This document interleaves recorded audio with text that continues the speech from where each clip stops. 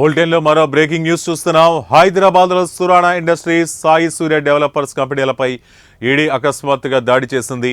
ఆ కంపెనీల chairman Narendra సురాణా, MD Devender సురాణా ఇళ్లలో, ఆఫీసుల్లో తనిఖీలు నిర్వహించింది. చట్ట వ్యతిరేకమైన కార్యకలాపాలు చేస్తున్నారన్న అనుమానంతోనే ఈ సోదాలు చేస్తున్నట్లు ఈడీ అధికారులు చెబుతున్నారు. 4 గంటలకు ఈడీ దాడులు చేశారు. మొత్తం 2 టీములతో ఈడీ సోదాలు చేసింది. బోయిన్పల్లి, సికింద్రాబాద్, జూబ్లీహిల్స్, మాదాపూర్ ప్రాంతాల్లో ఈడీ అధికారులు సోదాలు చేస్తున్నారు. చెన్నై నుంచి వచ్చిన ప్రత్యేక ఈడీ బృందాలు 4 ప్రాంతాల్లో ఈ సోదాలు నిర్వహిస్తున్నాయి.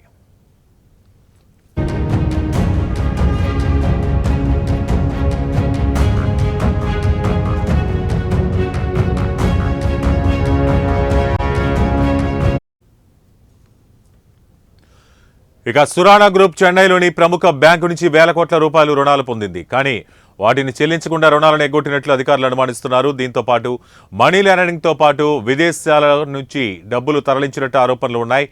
విదేశాలకు డబ్బులు తరలించినట్లు ఆరోపణలు ఉన్నాయి. ఇంతకు ముందు సురాణా గ్రూప్స్పై సిబిఐ కేసు కూడా నమోదైంది. ఈ కారణంగానే సురాణా అనుబంధ సంస్థ అయిన సాయి సూర్య డెవలపర్స్ ఆఫీసుల్లో కూడా తనిఖీలు నిర్వహిస్తున్నారు.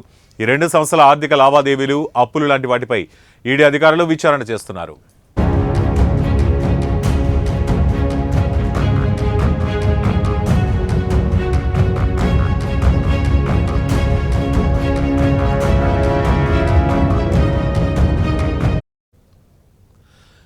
ఇక హైదరాబాద్లో సురాణా ఇండస్ట్రీస్, సాయి సూర్య డెవలపర్స్ కంపెనీలపై ఈడీ అకస్మాత్ దాడికి చేసింది.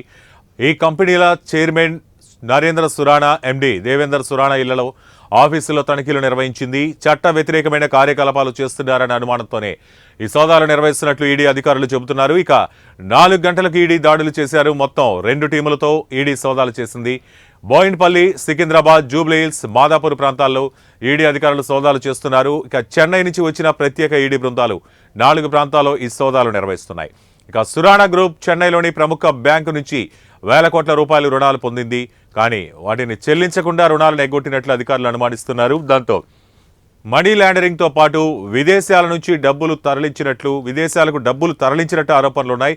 అంతకుముందు సురాణా గ్రూప్స్పై సిబిఐ కేసు నమోదైంది. ఈ కారణంగానే సురాణా అనుబంధ సంస్థ అయిన సాయి సూర్య డెవలప్మెంట్స్ కంపెనీ ఆఫీసుల్లో కూడా తనిఖీలు నిర్వహిస్తున్నారు. ఈ 2 సంస్థల ఆర్థిక లావాదేవీలు, అప్పులు లాంటి వాటిపై ఈడీ అధికారులు విచారణ చేస్తున్నారు.